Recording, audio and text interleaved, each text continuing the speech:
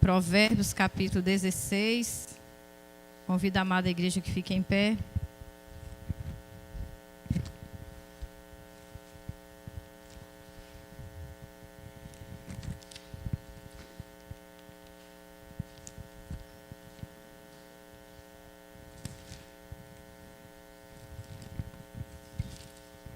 Provérbios, capítulo 16, versos 1 ao 9.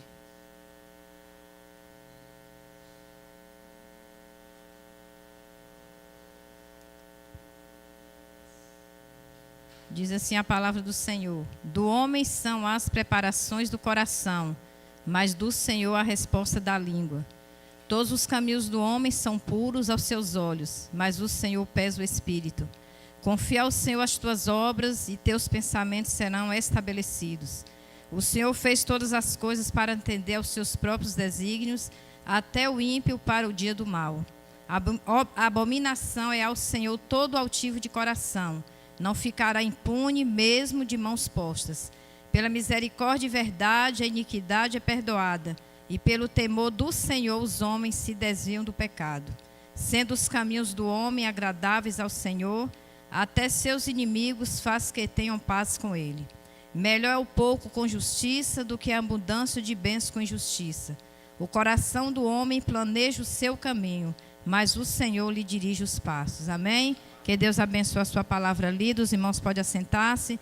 Vamos estar louvando ao Senhor nessa manhã com o hino do cantor cristão 381.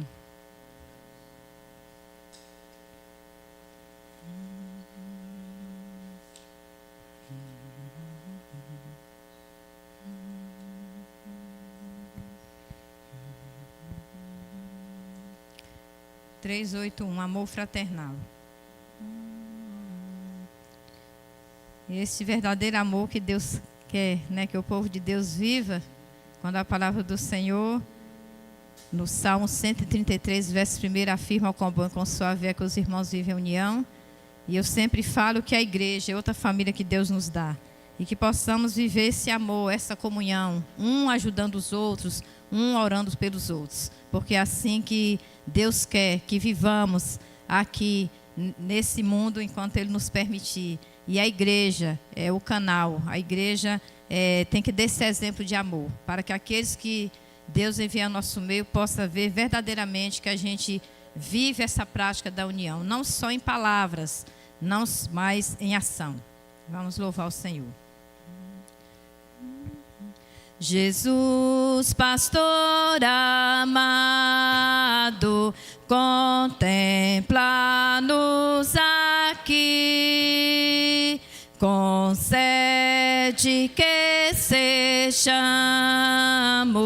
um corpo só em ti, contendas e malícias que longe de nós vão, nenhum desgosto impeça a nossa comunhão. Só a igreja, o 2.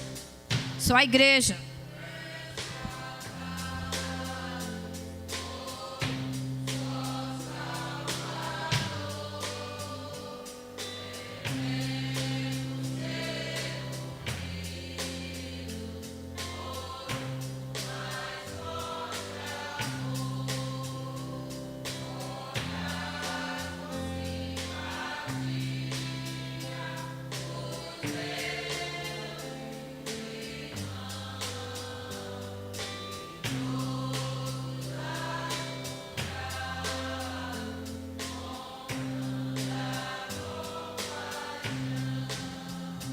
Jesus, suave meigo, ensina-nos a amar, e como tu sejamos, também no perdoar. A quanto carecemos de auxílio do Senhor, unidos supliquemos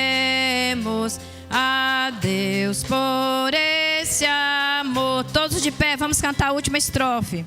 Se tua igreja toda anda em santa união, então será bendito o nome de cristão.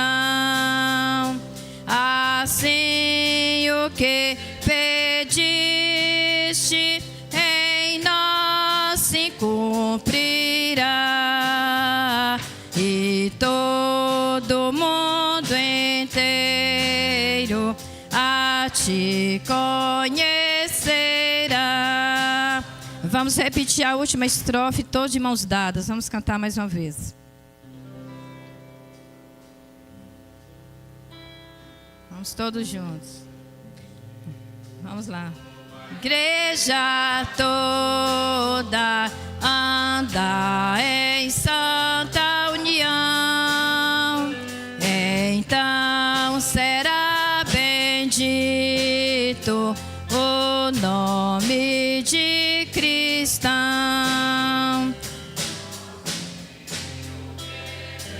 Disse em nós se cumprirá,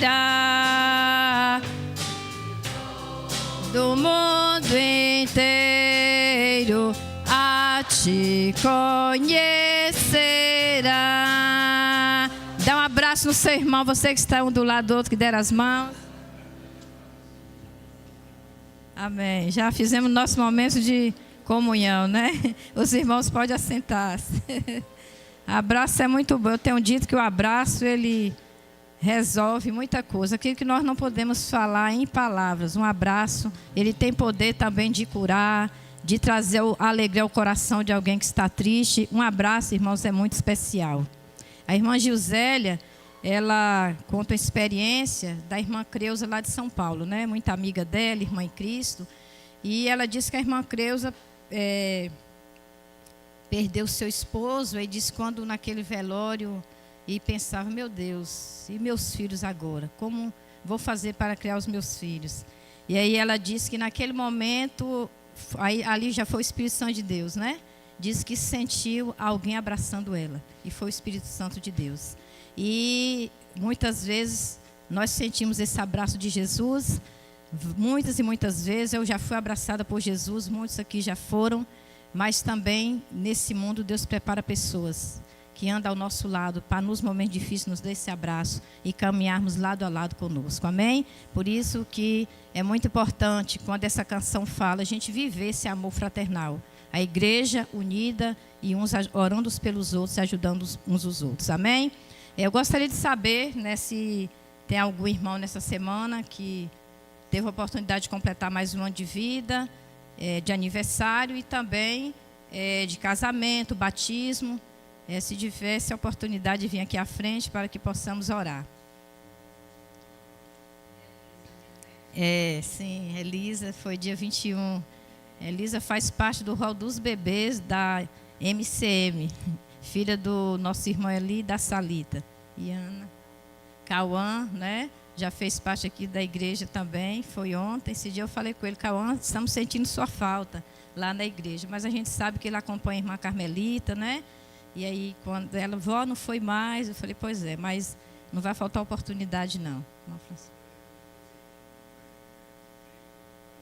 Amém. Parabéns e aos aniversariantes, que Deus abençoe. Mais alguém? Irmã Ailton fez ontem, né? Dia 22, né? 23 de setembro. Que Deus possa abençoar. A irmã Ailton está ali na roça, né? Desfrutando da natureza de Deus ali na fazenda, né? Do Limoeiro, junto com os familiares. Mais alguém? Amém. Eu convido o nosso diácono, irmão Valdemar, que fique em pé e esteja orando, agradecendo a Deus pelos aniversariantes.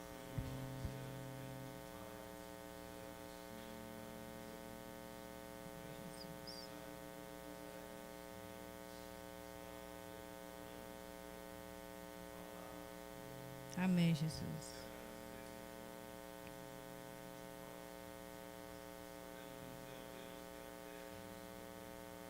Amém, Jesus.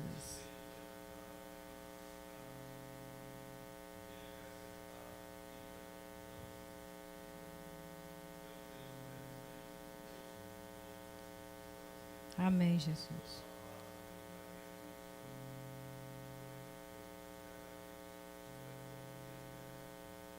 Amém, Jesus.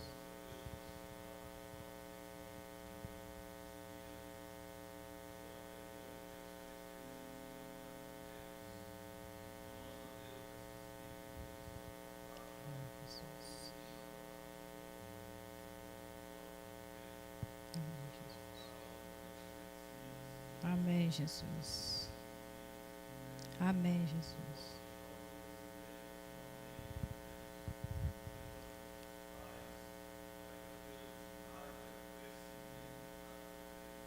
Amém, Jesus.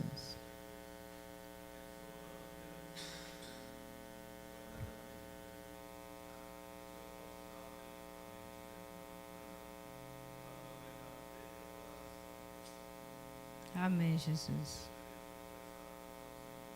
Amém, Jesus.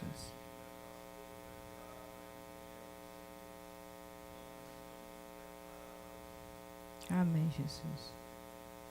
Amém. Deus abençoe, parabéns aos aniversariantes, que Deus abençoe a todos. Podem sentar-se, meus irmãos. Falando do rol dos bebês aí, né, um projeto da MCM. E esse ano eu conversei com a Arlete, daí falei com o pastor, vamos oferecer estudos bíblicos para essas mães. E para a honra e glória do nome do Senhor Jesus, já vamos ter o primeiro fruto, já temos. Primeiro fruto, segunda-feira, a irmã Conceição está discipulando a Gildinã. Ela passou um momento difícil, perdeu seu filho queimado alguns meses atrás, mas deu uma menininha, a Isadora, mas não tem sido fácil. E ela aceitou Jesus como Salvador. E se Deus permitir, hoje à noite, ela está vindo aqui à igreja, pastor, para ela se tornar pública, né, a decisão dela, né, já aceitou, os irmãos estão orando, o pastor que esteja aqui, ou o irmão que vai estar aqui, né, na direção. E continuamos, já vai ter outra também, que vai ser a criança ser arrolada também, Cecília já vai estar fazendo estudo bíblico com ela, né, então é o meio, né, de estar a gente também abençoando, levando a palavra de Deus esse trabalho, porque é um trabalho evangelístico e missionário, o Rol dos Bebês. Amém? E nós estamos no mês de missões, o hino oficial hoje à noite, o Ministério Louvor estará cantando um hino muito lindo, uma letra abençoada, uma canção evangelística, mas nós vamos estar cantando o hino Minha Pátria para Cristo, né? A oração pela pátria, 439, né? É isso aí. Oração pela pátria, vamos estar cantando ao Senhor, né? E sabemos que nossa nação precisa, né, de continuarmos orando pelos nossos governantes, pela nossa nação. Foi o pedido de oração que eu coloquei hoje no momento missionário desta manhã, para estarmos orando ali pela nossa nação, nossos governantes, nossa pátria. Minha pátria para Cristo, és a minha petição. Minha pátria tão querida, eu te dei meu coração.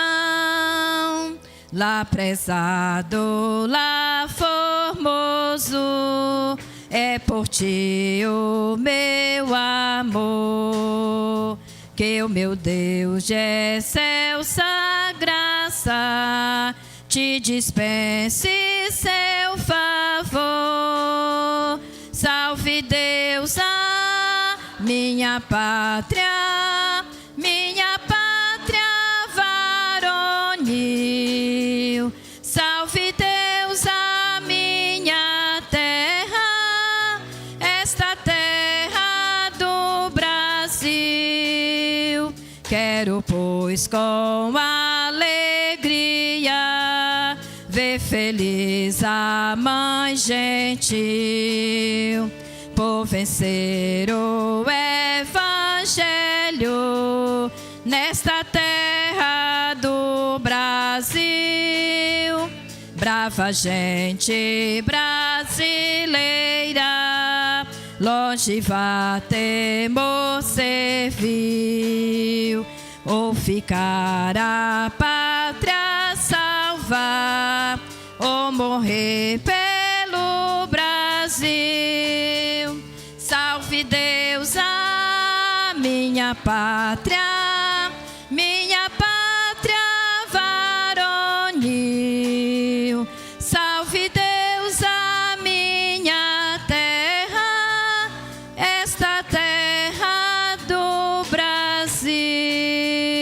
Amém?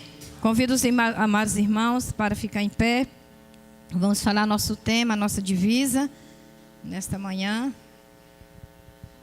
E como eu já falei, eu vou dizer, Jesus Cristo é, toda a igreja levanta o dedo para o céu. A solução é Jesus Cristo, né? Todo mundo apontando para o céu. Vamos lá?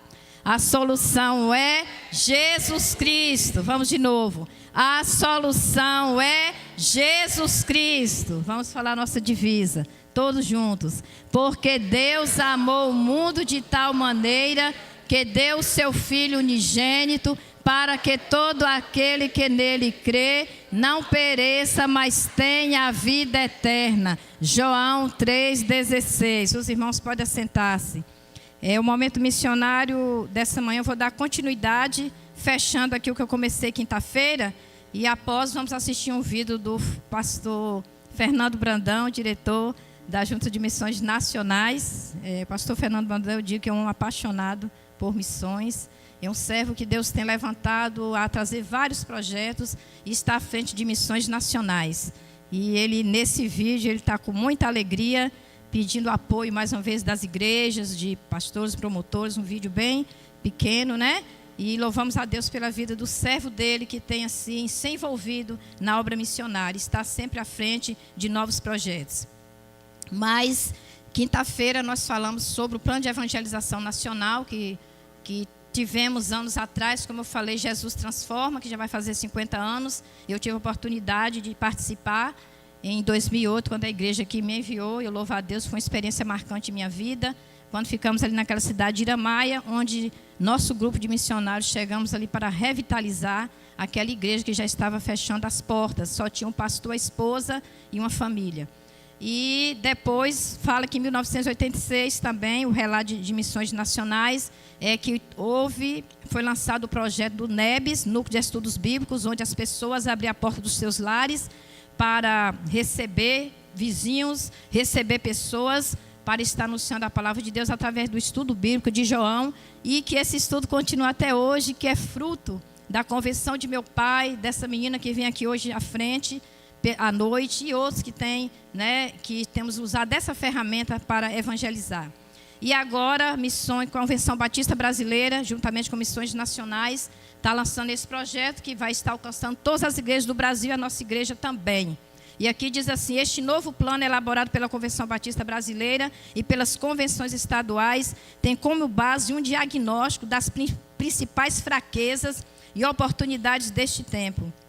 Mas na ponta estão as igrejas, e mais ainda seus membros. Mencionar o PNE na campanha de missões nacionais, que é o Plano Nacional de Evangelização, é continuar enfatizando a responsabilidade das igrejas, através de seus membros, de orar e agir para alcançar pessoas na própria comunidade da igreja e contribuir para o alcance de pessoas em locais onde a igreja não pode ir. Alcançar pessoas aqui e lá. Então, é um projeto que já está dizendo que todos são envolvidos. Não é só o pastor, junta, não é só eu mais o irmão Antônio como líder de evangelismo, mas é todos, adolescentes, jovens, todo mundo, até as crianças, né? Quando nós fizemos aquela campanha de missões estaduais do aviãozinho, teve uma criança de Minas Gerais que estava visitando o Ministério Infantil à noite, e aí quando a irmã Jeane, a tia Jeane passou o aviãozinho para aquela criança, e ele disse que era uma oportunidade que ele tinha de ir para a cidade dele e passar aquele aviãozinho com aquele versículo para o coleguinha dele, porque sempre convidava ele para a igreja e ele não ia, mas ele ia ter a oportunidade de ler aquele versículo, convidar o amiguinho a orar por ele. Então as crianças precisam ser preparadas também. Eu sei que a nossa igreja, que o Ministério Infantil tem se preocupado para preparar essas crianças também para a evangelização, porque o objetivo é alcançar a nova geração, preparar adolescentes e jovens, todos adultos, para estar continuando a realizar a obra do Senhor. Então esse plano de evangelização estará com certeza tendo treinamentos, preparação de líderes, preparação de novos vocacionados, para todo mundo trabalhar né, anunciando o evangelho, porque o que está acontecendo hoje, como eu li quinta-feira, muitos irmãos sumiram depois da pandemia. Muitos desigrejados, muitos irmãos não assumiram compromisso, muitos irmãos dizem ser membros da igreja, mas não vêm. Então, tem muita coisa aí para a igreja fazer, visitar essas pessoas. É aí onde entra o amor da divisa, né? Porque Deus amou muito de tal maneira, você chegar, acompanhar esse irmão, ajudar também, para que ele possa retornar aos pés do Senhor e acompanhar, se não está vendo alguma coisa está acontecendo. E o papel da igreja é ajudar, amém? Eu vou estar orando e logo após vamos estar assistindo o vídeo. E após o pastor está com a palavra. Eu agradeço a oportunidade, em nome de Jesus, né? Que Deus abençoe o Vitor, abençoe Vitor. Vitor tentou falar comigo, eu não deu tempo, eu falei alguma coisa. Então, aqui estou na direção da EBD. E eu falei, eu acho que é isso que Vitor queria me pedir para, como é o mês de missões, estar fazendo a parte da devocional da EBD. Oremos. Muito obrigado, Deus, por esse momento. Muito obrigado pelas orações que já foi feita neste lugar, nesta manhã. Cremos que tu recebeu no tom da tua graça. E agora nós colocamos de uma maneira especial missões nacionais. Esse momento que estamos vivendo, igreja que já iniciou desde o dia 1º, igreja que já vai estar encerrando, como a Igreja Batista de Itagimirim, dia 1º já está encerrando, outras igrejas que continuam como a nossa, e que possamos, assim, ó Deus, ser gratos a Ti por esse período de campanha, por todas as atividades que estamos desenvolvendo. Obrigado porque estamos, ó Deus, constantemente, diariamente orando pelas necessidades de missões através ali do grupo da igreja, através dos momentos que nós temos aqui, e nós colocamos a vida dos nossos 1.183 missionários que estão nos campos do Brasil levando a palavra. Tu possa estar abençoando, sustentando os teus servos. Nós colocamos também aqui o alvo geral, que é 18 milhões de reais, e apresentamos o alvo da nossa igreja, que é mais um desafio de R$1.900. E eu creio, Pai, pela fé, em nome de Jesus, que a classe Ministério Infantil, a classe da Jubange, SHB, MCM, Congregação de Itagimirim, bairro Tiago de Melo, em nome de Jesus, estará ultrapassando os seus alvos. Nós agradecemos também pela bênção da congregação, por mais um ano de existência, possa continuar abençoando os teus servos, e nós te louvamos, ó Deus, para que juntos possamos continuar realizando a tua obra, continuar a abençoar esta igreja, que possa continuar sendo igreja missionária, que possamos continuar levando o teu evangelho, e quero agora apresentar o plano de evangelização, o PNE, plano de evangelização nacional, onde todas as igrejas do Brasil, congregações vão ser alcançadas por esse projeto, parceria da Convenção Batista Brasileira, parceria com missões nacionais, e creio como assim tem sido bênção Jesus Transforma, foi bênção o projeto de evangelização NEBS, Núcleo de Estudos Bíblicos, será também esse objetivo de estar buscando as ovelhas desgarradas, de estar trazendo pessoas, levando o teu evangelho para que vidas possam ser libertas. Continua a nos abençoar. Eu apresento a Deus o pastor Fernando Brandão. Continua a abençoar o teu servo como diretor da Junta de Missões Nacionais, que possa continuar firme junto com os teus servos, com toda a diretoria, ó Deus, realizando a tua obra. Obrigado pelo material abençoado que tem chegado em nossas mãos, ó Deus, em espécie, ó Deus, também através virtual, que nós te louvamos, e continua a abençoar o irmão Antônio e irmã Neide, de todos os promotores do Brasil, para que possamos continuar, ó Deus, junto com a igreja, mobilizando e realizando a obra missionária em nossas igrejas. Possamos continuar a fazer a diferença, anunciando o teu evangelho aqui na nossa cidade, pois missões não param, porque missões, Senhor amado, em primeiro lugar nasceu em teu coração. E que esta igreja possa continuar sendo uma igreja missionária, abençoando da criança ao ancião, para que possamos continuar firmes realizando o teu ID. Obrigado por tudo, perdoa os nossos pecados. Receba o nosso louvor, nossa oração, nossa gratidão, em nome de Jesus. Amém. Vamos assistir o vídeo.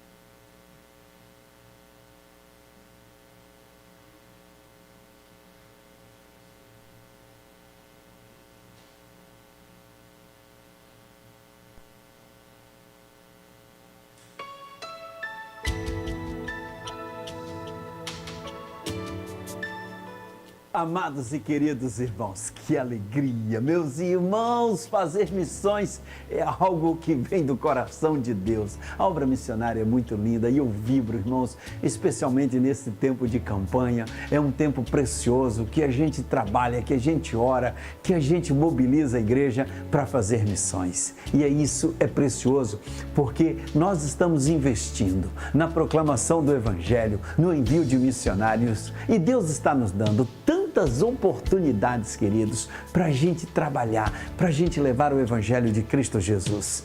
O tema da nossa campanha esse ano é um tema evangelístico. A solução é Jesus Cristo.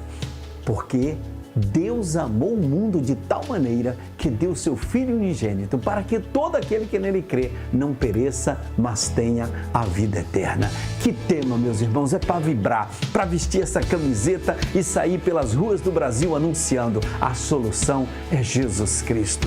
E eu não tenho dúvida que, se depender dessa amada igreja, nós teremos uma grande campanha para avançarmos muito mais na obra do Senhor, adquirindo mais uma carreta missionária, enviando mais missionários, mais projetos. Meus irmãos, são tantas oportunidades que Deus tem nos dado, nós não podemos recuar. E eu não tenho dúvida que, se depender dos irmãos, nós vamos avançar e proclamar ao Brasil: a solução é Jesus Cristo. Deus os abençoe. Estamos juntos, queridos. Conto com as orações, conto com essa amada igreja. Pastor, conto contigo, promotor de missões, conto com essa amada e querida igreja para nós continuarmos levando o Evangelho de Cristo Jesus a todas as pessoas, em todos os lugares, em nossa pátria. Beijo missionário para todos vocês. A solução é Jesus Cristo.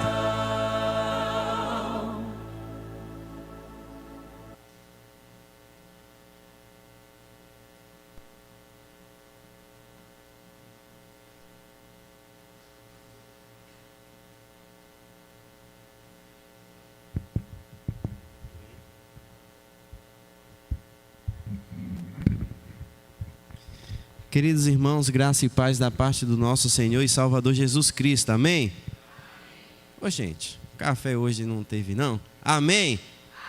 Aê, coisa boa! Glória a Deus pela vida dos irmãos, estarmos aqui nessa manhã celebrando ao nosso Deus.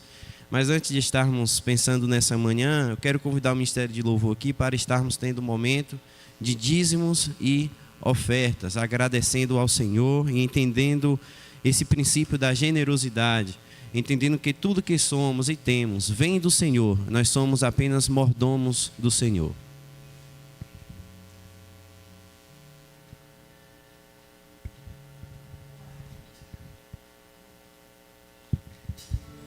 Amém. Vamos louvar a nosso Deus?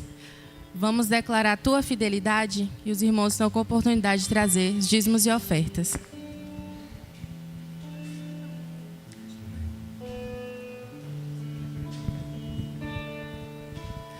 Tua fidelidade é grande, tua fidelidade incomparável é, nada é como tu, bendito Deus.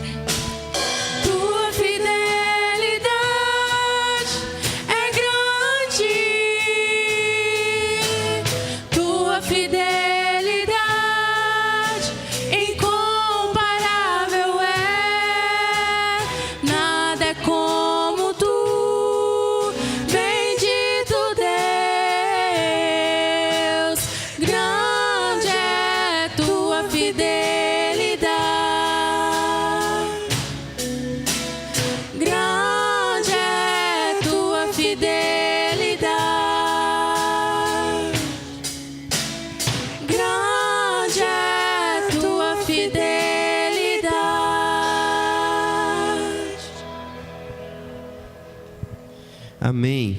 Senhor nosso Deus, nosso Pai, obrigado, Senhor, por mais essa manhã na Tua presença. E como temos percebido, Senhor, a Tua fidelidade. Pois o Senhor é fiel à Tua palavra. E ela se cumpre na vida daqueles, então, que obedecem à Tua palavra. Obrigado, Senhor, porque é o Senhor que tem mantido a nossa vida, a vida da nossa família. Obrigado pelo sustento, pois o Senhor tem nos sustentado. Obrigado, Senhor, pelo pão de cada dia que o Senhor está nos concedendo. Mas eu quero pedir também, Senhor, misericórdia pela vida daquelas pessoas que não têm um pão de cada dia. Quero te pedir, Senhor, misericórdia pela vida daquelas pessoas que estão nas marginais, aquelas pessoas que estão, Senhor, isoladas da sociedade. Ó Deus, mova o nosso coração para darmos uma resposta a tudo isso que está à nossa volta. Nos encoraja, nos dá força, nos dê sabedoria para também abençoar a vida daquelas pessoas que estão à nossa volta. Obrigado, Senhor, porque é o Senhor que tem sustentado a vida dessa igreja, pois ela depende do Senhor. Quero agradecer ao Senhor pela vida dos irmãos e irmãs que têm entendido o princípio da generosidade, o princípio da mordomia cristã, onde, ó Pai, tudo que temos vem do Senhor e somos apenas servos, mordomos daquilo que o Senhor tem colocado nas nossas mãos. O Senhor nos dê sabedoria para administrar tudo aquilo que o Senhor tem colocado nas nossas mãos para a glória do Teu nome. Nós agradecemos ao Senhor, no nome de Jesus. Amém. Queridos irmãos, amigos e presentes, nessa manhã nós vamos ter classe única. Nós vamos estar pensando nessa manhã sobre um tema muito importante. E eu quero, desde já, convidar aqui a nossa irmã Yasmine, psicóloga. Nós vamos bater um papo nessa manhã. Nas quintas-feiras, os irmãos que têm vindo, têm acompanhado, nós estamos tratando sobre a nossa saúde mental. Nós percebemos a partir da palavra do Senhor como lidar com as nossas angústias, como lidar com a ansiedade. Nós estamos vivendo, pode sentar, Yasmin. Nós estamos vivendo esse tempo onde nós precisamos também ter uma pausa para cuidar da nossa saúde mental, nossa saúde emocional, porque a vida, ela precisa também de pausa. O pessoal da música sabe muito bem que é necessário ter uma pausa. Inclusive tem umas músicas dos homens que estão me ensinando a ter umas pausas aí, não é, Arlan? É necessário ter pausa na melodia, para que ela seja então uma melodia bonita, tenha uma grande harmonia. A vida também, ela necessita de pausas. A pausa é necessária e a gente precisa ter cuidado. E o projeto do Senhor para mim e para a tua vida é cuidar de nós como inteiro, pessoa inteira. Às vezes a gente pensa e a gente faz essa divisão de forma pedagógica, até interessante para a gente compreender. Mas a gente divide a gente coloca aquilo que é espiritual, aquilo que não é espiritual, e cuidar da saúde também é espiritual. É uma expressão de espiritualidade. A nossa devoção ao Senhor também, o cuidado com as nossas emoções, com a nossa mente também. O Senhor trata a gente como uma pessoa inteira. E a gente, há muito tempo, isso já é matéria vencida dentro do campo teológico, por exemplo, onde havia uma discussão entre dicotomia, tricotomia, corpo e alma, corpo, alma e espírito. Isso para mim é vencido, porque Paulo vai tratar o ser humano como um todo.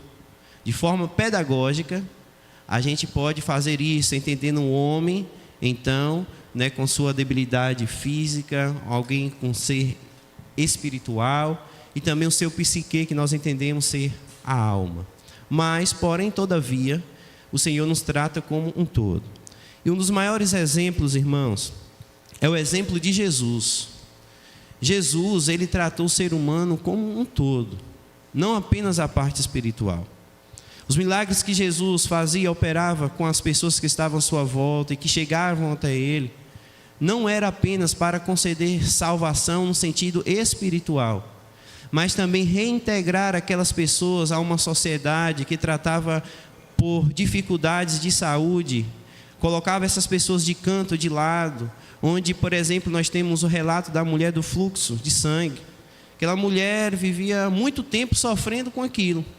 E as pessoas não podiam encostar nela porque entendiam que poderiam ficar então contaminados e impuros diante daquela realidade. Jesus então traz a cura, reintegrando aquela mulher no campo da sociedade. Como, por exemplo, também em muitos momentos, Jesus operou vários milagres, mas em nenhum desses momentos que Jesus operou milagre, ele forçou alguém a seguir a ele. Percebam isso? Ele aponta, ele abençoa, mas ele não forçou ninguém. Pelo contrário, ele diz: aqueles que quiserem seguir, pegue a sua cruz, venha dia após dia servindo a mim. Então, irmãos, durante todo o relato bíblico, nós vamos ver Deus cuidando do ser humano como um todo.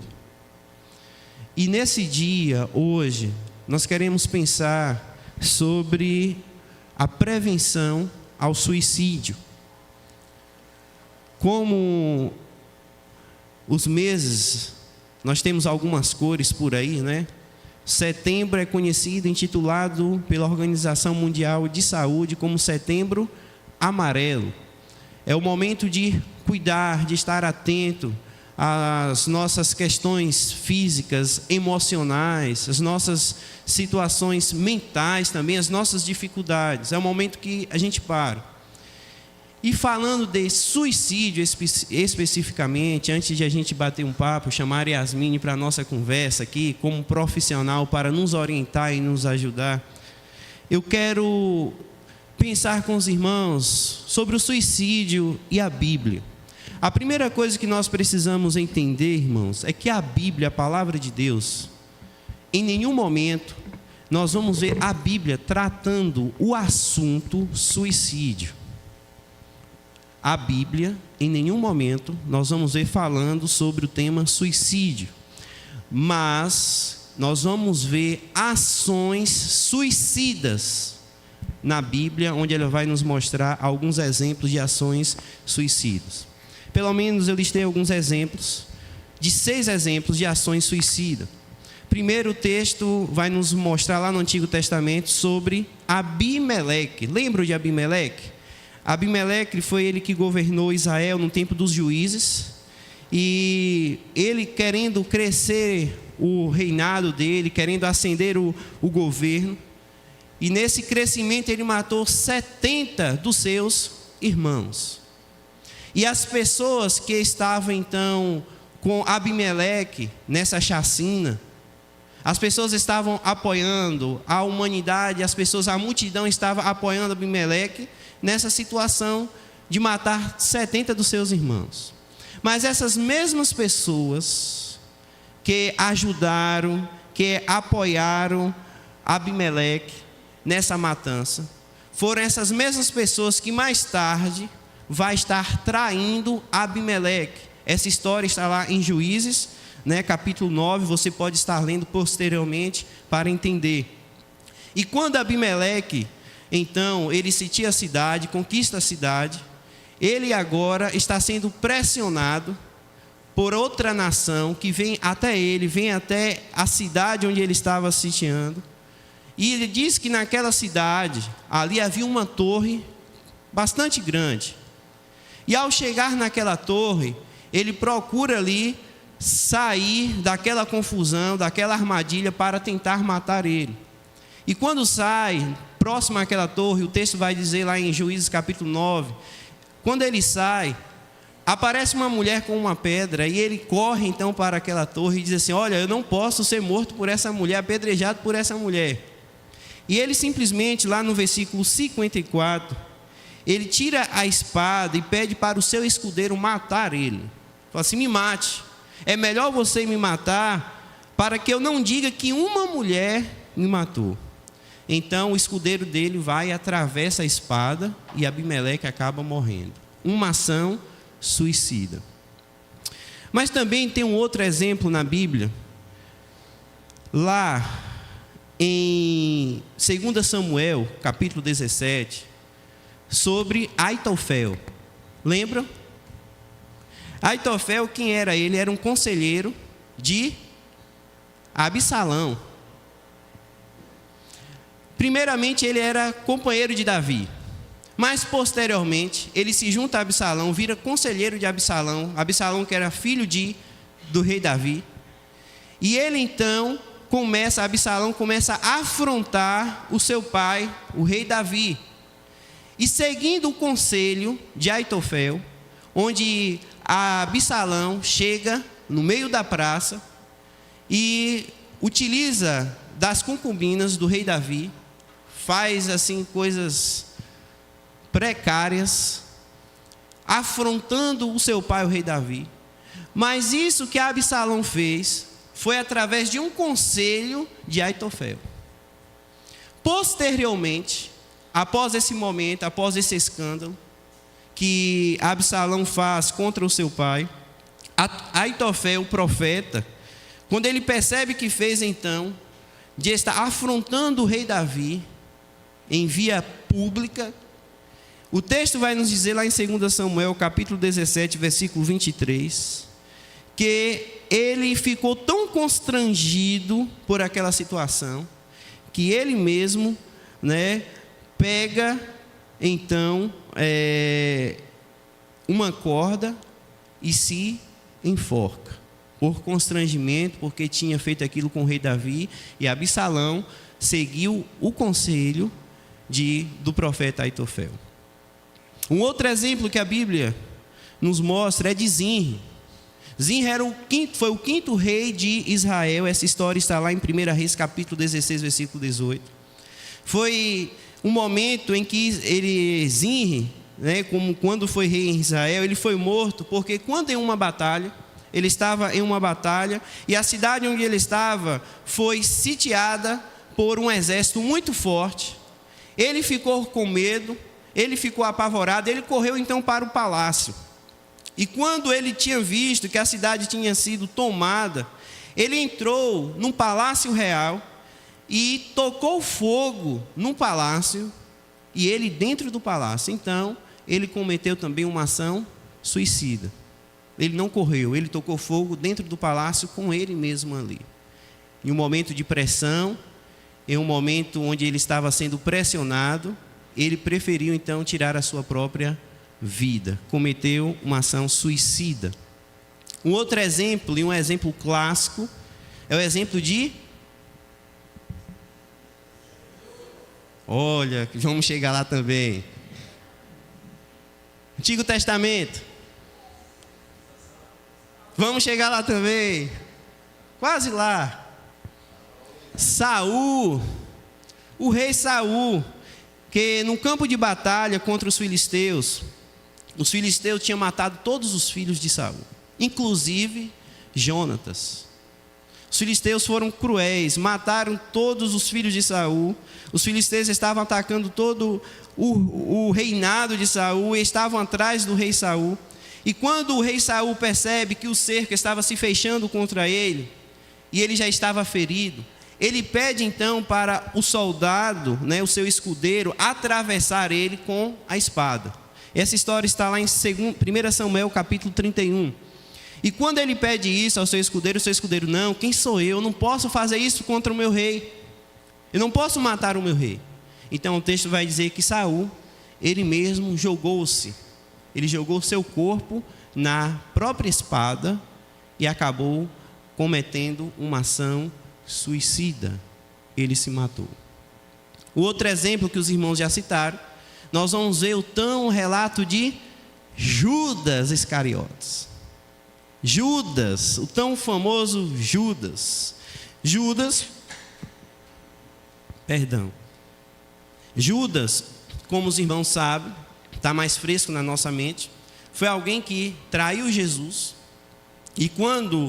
e ao perceber que ele tinha traído Jesus, inclusive, o relato que Judas vai trazer e falar sobre Jesus lá em Mateus capítulo 27, ele vai dizer que Jesus seria o justo.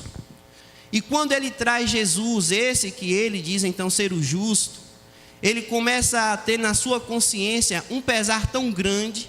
E o texto lá em Mateus capítulo 27, no versículo 4, vai dizer assim: Judas, como pode eu matar alguém com sangue inocente? Como pude eu fazer isso com Jesus? Alguém inocente, onde eu traí ele e levei ele então para uma morte. E após esse momento da reflexão de Judas, da sua consciência e do que ele tinha feito, o texto vai nos dizer que Judas, após entender que traiu o sangue inocente, ele vai e morre.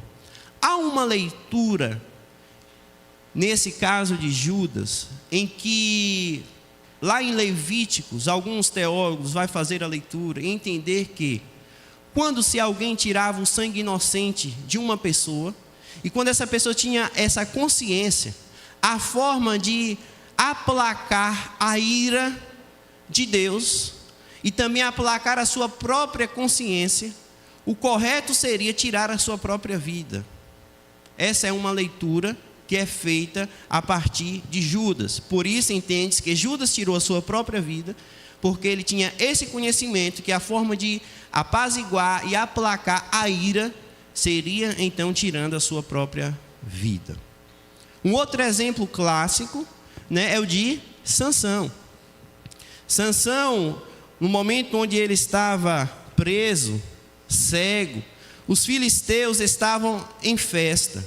Esse relato está lá, no livro, obrigado, irmã Argentina, em Juízes, 1 Samuel, essa história, onde os filisteus estavam em festa, estavam então festejando, e nesse momento de festejo, de festa, Sansão então é colocado naquela festa, e ele faz um pedido àquelas pessoas. Os filisteus trouxeram Sansão para aquela festa com o intuito de escandalizar Sansão, de esnobar da sua cara, de esnobar da sua dor, e ainda mais, de esnobar do Deus de Sansão.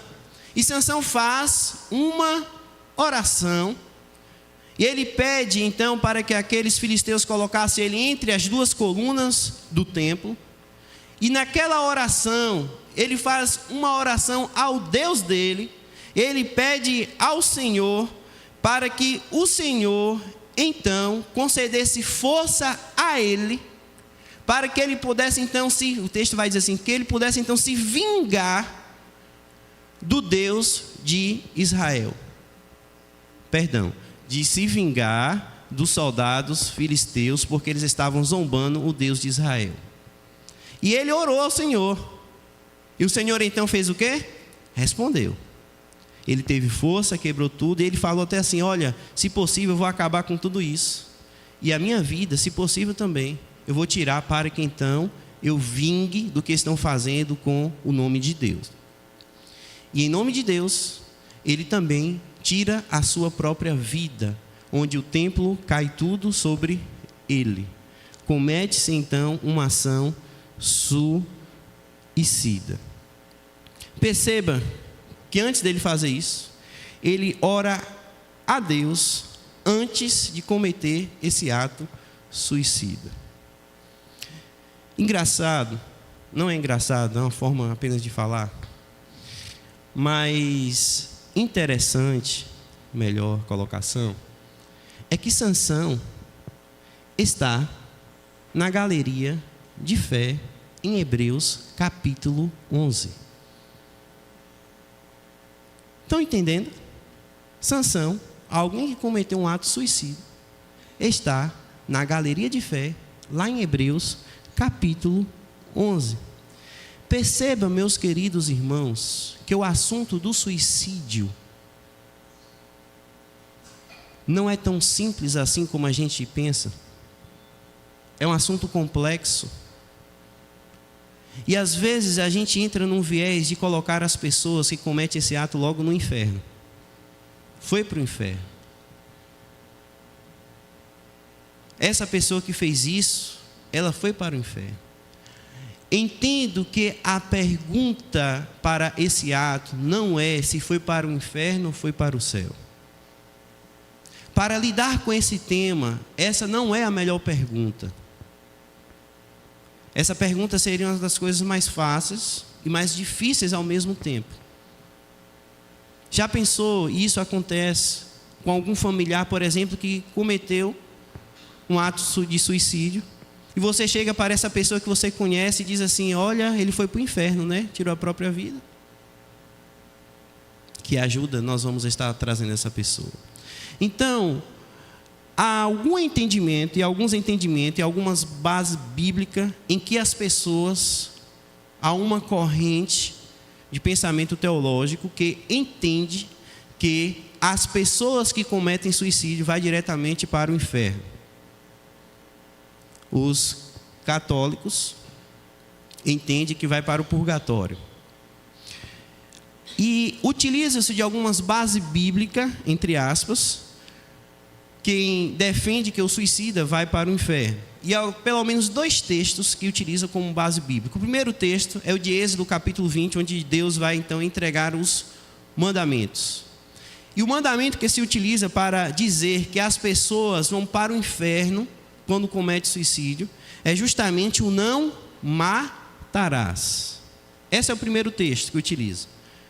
Não matarás. Olha o que o texto está dizendo. Êxodo capítulo 20, versículo 13. Não matarás. Utiliza-se então para afirmar que a pessoa que tirou a sua própria vida vai para o inferno, porque lá nos 10 mandamentos está dizendo que não matarás.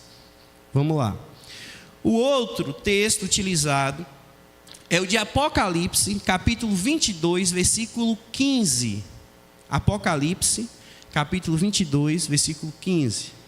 Onde é um texto muito bonito, precioso, onde o texto vai nos dizer aqueles que ficarão de fora do reino de Deus. E aí o texto vai dizer que ficarão de fora os cães, os que praticam feitiçaria, os que cometem imoralidade sexual, os assassinos, ou em outras versões, que é mais decorrente em algumas versões, que é o termo homicidas.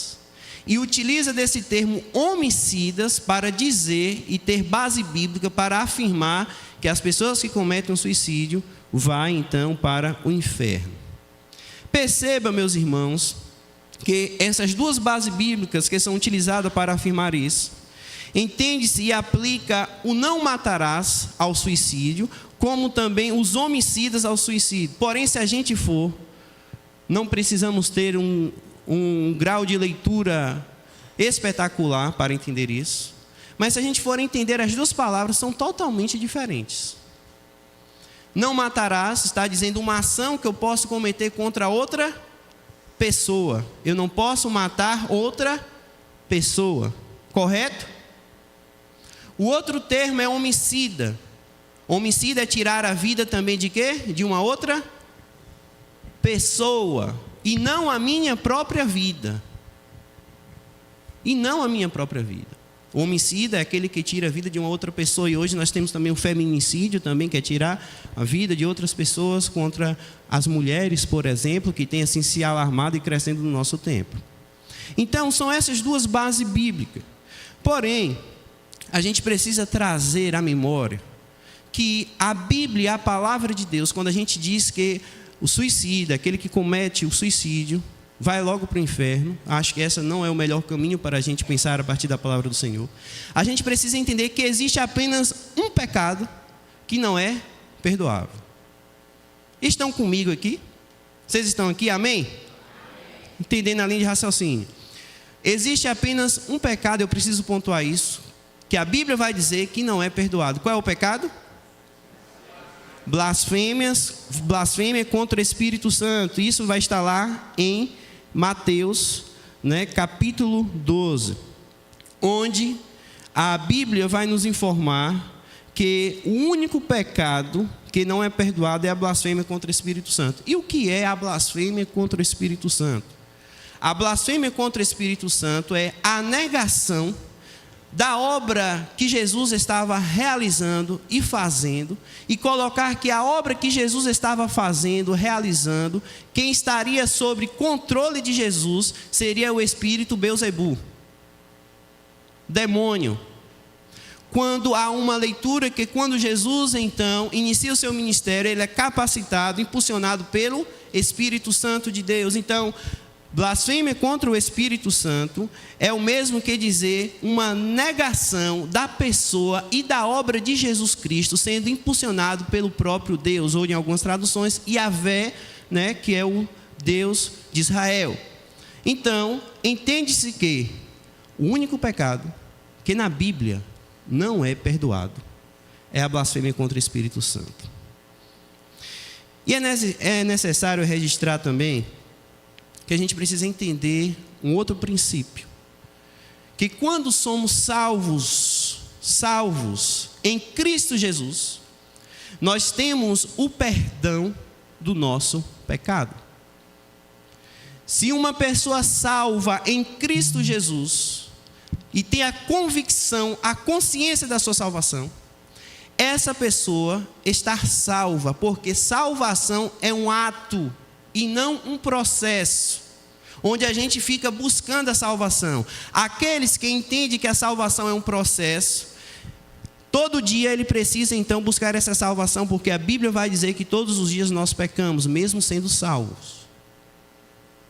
Mas Jesus vai dizer que Ele nos dá a vida de uma vez por todas. Salvação é um ato, e esse ato é o perdão do nosso pecado.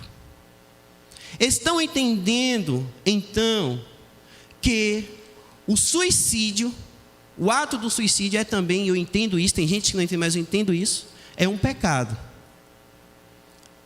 O suicídio, alguém que comete, é pecado. Mas entendendo que aqueles que são salvos em Cristo Jesus têm um perdão do pecado, nós, então, aquelas pessoas, então, que são salvas em Cristo Jesus, eu preciso deixar isso bem claro para os irmãos não ficarem confusos. Aqueles que são salvos, redimidos e remidos pelo sangue de Cristo Jesus, esses, então, que têm a certeza, a convicção, podem, não estou incentivando a fazer isso, claro, nós vamos chegar lá, mas se cometer o pecado do suicídio, o suicídio é capaz de fazer com que a pessoa perca a salvação? Não, porque é um pecado. O pecado que não tem perdão é a blasfêmia contra o Espírito Santo. Por isso, irmãos, quando nós somos salvos do nosso pecado, não das ações que cometemos dos pecados, a gente precisa distinguir duas coisas. Quando o Senhor nos salva, Ele nos salva por inteiro a nossa vida, do nosso pecado, pecador. Mas, mesmo sendo salvo em Cristo Jesus, nós cometemos ações pecaminosas, não é verdade?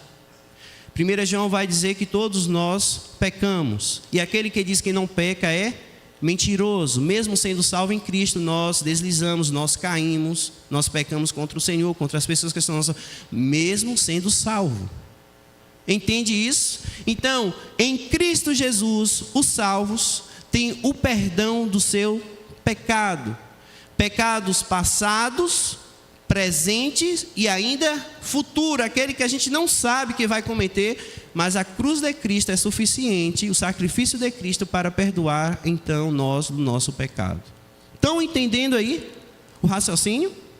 Então veja só, desta forma, nós podemos entender o suicídio como um pecado, mas sendo um pecado que há perdão também para ele.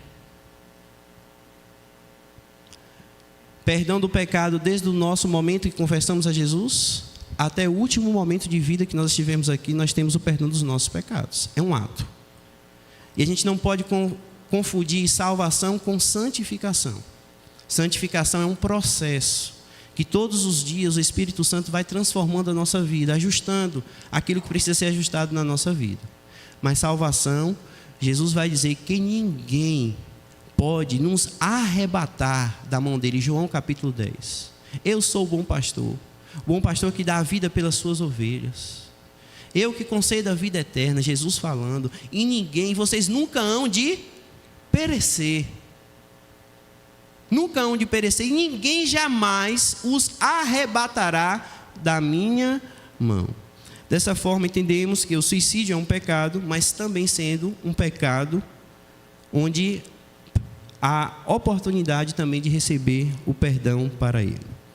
Para mim, irmãos, fica claro que no imaginário católico, protestante, religioso e evangélico, onde as pessoas colocam o suicídio, as pessoas que cometem esse ato no inferno, pelo menos eu não vejo respaldo bíblico para isso.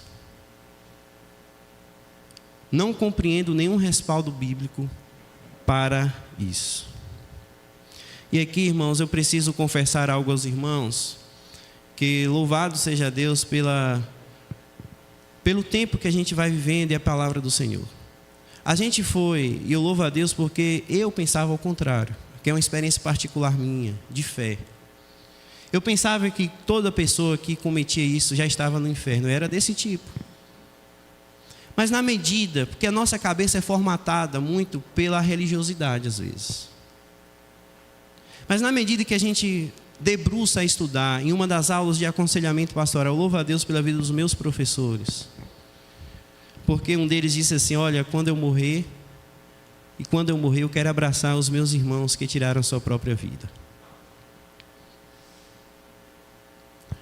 Graças a Deus por isso. E quando a gente vai lendo a Bíblia, e não da forma que formataram a nossa cabeça, mas a gente se coloca diante da Bíblia mesmo, da palavra do Senhor, tirando essa formatação na nossa cabeça, a gente vai compreendendo a palavra do Senhor, o Espírito Santo vai nos iluminando, mostrando algumas coisas que para a gente achava que era assim, e pronto, acabou, ponto final. E quando a gente se debruça a estudar, a pensar, a conhecer melhor a palavra do Senhor, não é bem assim como a gente pensa. E às vezes a gente cai em um fundamentalismo religioso, que é um perigo do nosso tempo. Fundamentalismo religioso tem matado muitas pessoas, assim como o suicídio. Então, queridos irmãos, nós precisamos entender que todos estão sujeitos a passar por isso,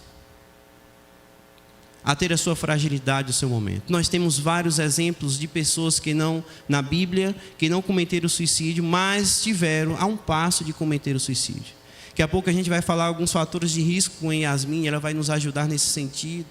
Mas nós temos grandes exemplos, Yasmin, de homens de Deus. Nós vamos ver, por exemplo, um dos exemplos que eu não me canso, porque assim é muito claro na palavra do Senhor, 1 Reis capítulo 19, sobre a vida do profeta Elias. O profeta Elias, sendo perseguido por Jezabel, em um momento tenso, um momento difícil, ele então corre para a caverna para se esconder. O texto no versículo 2 de capítulo 19 de 1 Reis vai dizer que ele correu para salvar a sua vida. Mas quando chega lá, na caverna, e o problema de Elias não foi Jezabel. Jezabel foi aquela gotinha na água, não tem? Porque as coisas não acontecem da noite para o dia. As coisas vão acontecendo dia após dia, e vai chegar um momento que a bola de neve vai se formando se a gente não tiver cuidado. E a gente pode fazer que nem o profeta Elias, que disse assim, olha Senhor, eu prefiro que o Senhor tire a minha vida, lá na caverna. Elias, um homem que orou, caiu fogo do céu, um homem de Deus, um homem que foi abençoado pelo Senhor e fez grandes coisas em nome do Senhor, teve esse momento. Lembremos então de Jó, mas pastor, Jó não reclamou, não murmurou, mas Jó chegou perto a negar a Deus, quando ele diz no capítulo 3, que ele negava, ele falou assim, Senhor, maldito dia em que eu nasci. Apóstolo Paulo, Filipenses capítulo 2, é tão intitulada a Carta da Alegria. Antes dele falar sobre os dois momentos de exaltação e glorificação de Deus, ele anteriormente, ele diz assim, olha Senhor, eu quero logo, mais vale antes estar logo com o Senhor e logo para o Senhor. Ele estava aprisionado, passando por um desafio, mas aí Deus é generoso, bondoso e envia pessoas para estar com Paulo, para levar alimentação a Paulo, e Paulo muda entendendo que o Senhor está cuidando da sua vida. E ele escreve então uma carta da alegria em meio a essas adversidades, mas ele teve esse momento também. Tantos grandes homens de Deus passaram por isso.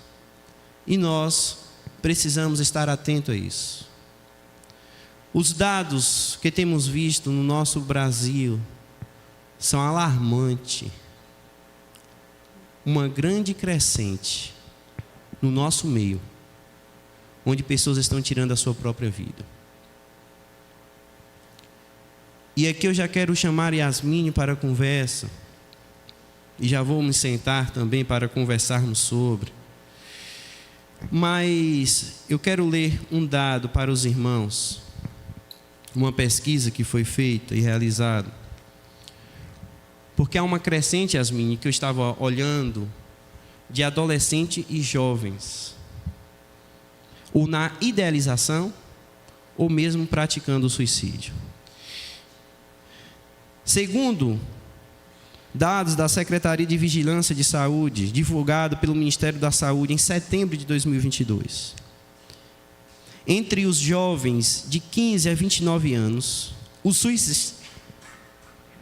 suicídio foi a quarta causa de morte, e depois, de acidentes no trânsito, tuberculose e violência interpessoal. Segundo os dados da Secretaria de Vigilância, entre 2016 a 2021, houve um aumento de 49,3% nas taxas de mortalidade de adolescentes de 15 a 29 anos, chegando a 6,6 por 100 mil, e de 45% entre adolescentes de 10 a 14 anos, chegando a 1,33%. As taxas variam, de acordo a regiões e a gênero também, a homem e a mulher. No Brasil, 12,6% por cada 100 mil homens, em comparação com 5,4% por cada 100 mil mulheres, morrem devido ao suicídio. Entende-se que a taxa de homens é muito maior se comparado, a outros países, em países de alta renda. E no Brasil, essa taxa também tem se aumentado em torno de 16,6%. Para as mulheres, as taxas de suicídio mais altas são encontradas, por exemplo, em países de baixa renda. Irmãos, de acordo às pesquisas, a cada 30 segundos, uma pessoa tira a sua vida. Nesse tempo que eu já estou aqui já há algum tempo, para dar uma fundamentação bíblica, pensando sobre isso, muitas pessoas já tiraram a sua vida. Nos países da América Latina, o Brasil está ocupando o primeiro lugar de ações suicidas. E aqui nós precisamos entender que é um assunto complexo, delicado, mas nós precisamos conversar sobre ele. E aqui eu quero chamar a Yasmine já para o primeiro momento, perguntando a Yasmine para que ela nos direcione. Yasmine, diante desses dados e situações que nós estamos vendo, visualizando, nós temos percebido